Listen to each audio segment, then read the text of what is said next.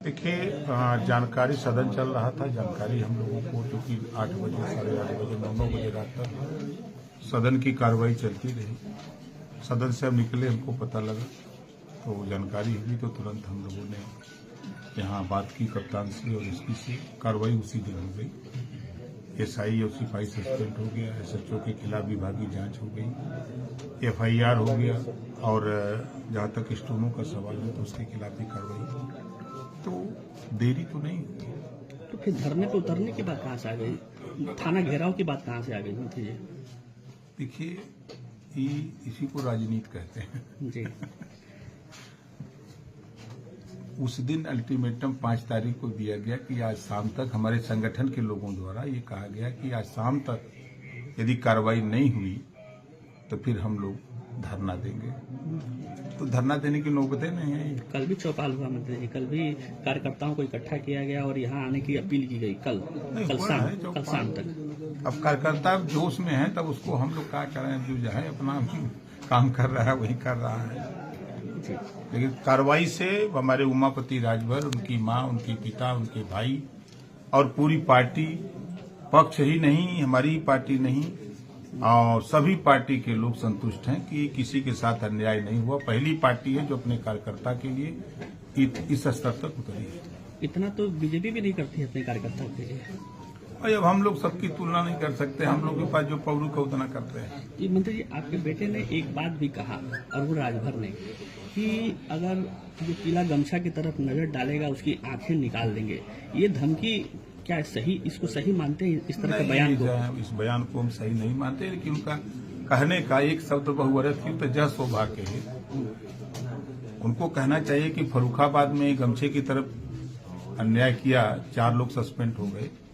यहाँ भी अन्याय किया, उनके खिलाफ भी कार्रवाई हुई। कहीं भी कोई कार्रवाई गमछे के साथ अगर अभद्रता करेगा या किसी कार्यकर्ता के साथ अन्याय करेगा, अभद्रता करेगा तो उसके खिलाफ कार्रवाई होगी। कहने का तात्पर्य है। उनका एक और बयान था मंत्री जी की, अगर कार्यकर्ताओं के साथ इस सरकार में इसी तरह उत्पीड़न होता रहा तो हम सरकार से भी अलग होने पर भी विचार कर सकते हैं। तो क्या कार्यकर्ताओं के लिए वाकई में आप लोग ऐसी नौबत आई? तो पिछली बार क्या देखा है आपने? पिछली सरकार में 2017 वाले में आपने क्या पाया? आप मंत्री पद छोड़ दिए थे, तब ऐसी नौबत आई तो फिर छोड़ देंगे? देखिए, हमारा मकसद सत्ता नहीं है। हमारा मकसद गरीबों को न्याय दिलाना है। गरीबों के साथ अन्याय न हो, उनको न्याय मिले, त्वरित कार्रवाई हो, चाहे वो किसी जाति धर्म का हो, और उसके लिए सरकार कटिबद्ध है। आप देख रहे हैं कि जितने लोग हमसे मिलते हैं, हम सबकी बात तो नहीं कर रहे, लेकिन हम अपनी बात करें, हमसे जितने लोग लखनऊ मिले, बलिया मिले, देश प्रदेश में कहीं मिले, उनके लिए हम पूरी ताकत के साथ लड़ाई लड़ते हैं और कोशिश करते हैं ज्यादा से ज्यादा लोगों को न्याय मिलता है। कार्यकर्ताओं के लिए आप पद छोड़ने के लिए भी तैयार हैं? अगर ऐसी स्थिति बन गई, अगर इसी तरह से कार्यकर्ताओं पर उत्पीड़न कार्यकर्ताओं का होता रहा तो आप? कार्रवाई भी तो हो रही है। जब कार्रवाई नहीं होती है तब बात आगे बढ़ती है ना। जब खुद सरकार एक्टिव है कि कोई भी अपराधी अपराध करेगा तो उसको बख्शा नहीं जाएगा। उसके लिए 3 दवाई बनाई गई है, एक अंदर, एक ऊपर, या तो जेल के अंदर। मंत्री जी, एक चीज और है, जिस तरह से देखा जा रहा है कि मंदिर जो है हमारे देश के, जो भी जितने बड़े मंदिर हैं, वो मंदिर आज काफी मालामाल है, काफी धनवान मंदिर है, और ऐसे मंदिरों के बाहर भिखारी बैठे रहते हैं।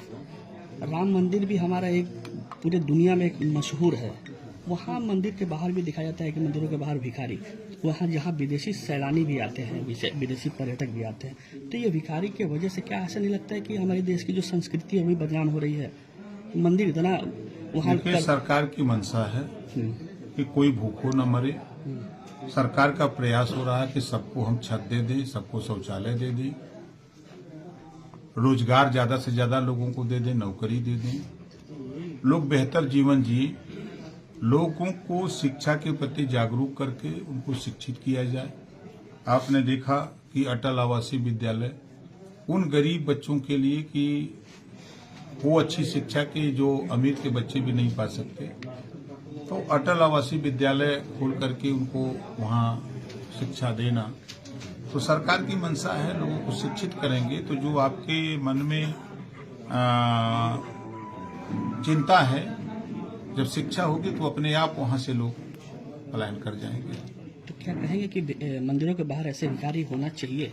क्या जिला प्रशासन की जिम्मेदारी नहीं है सर? अब देखिए, मैं तो एक ट्रेन में जा रहा था, एक दिन की बात मैंने देखा अपने आंख से। एक भिखारी आया अपना भीख मांगते हुए, हम भी बैठे थे बगल में, हमने तो नहीं दिया वैसे।